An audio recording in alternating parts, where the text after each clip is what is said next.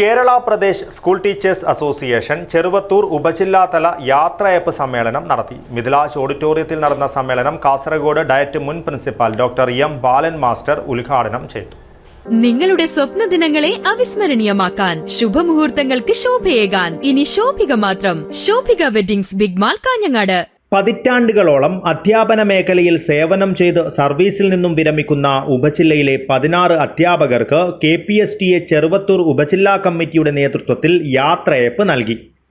മിഥിലാജ് ഓഡിറ്റോറിയത്തിൽ നടന്ന സമ്മേളനം കാസർഗോഡ് ഡയറ്റ് മുൻ principal doctor M Balan master ഉദ്ഘാടനം ചെയ്തു. അധ്യാപന അനുഭവങ്ങളോ ആത്മകഥയോ സ്വന്തമായിട്ടില്ല.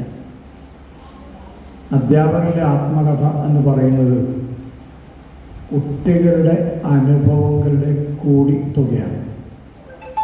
കുട്ടികളുടെ അനുഭവങ്ങളില്ലെങ്കിൽ അധ്യാപകൻ്റെ ആത്മകഥ അപൂർണമാണ്. സുകുമാരടിക്കൂടൻ്റെ ആത്മകഥയുണ്ട്.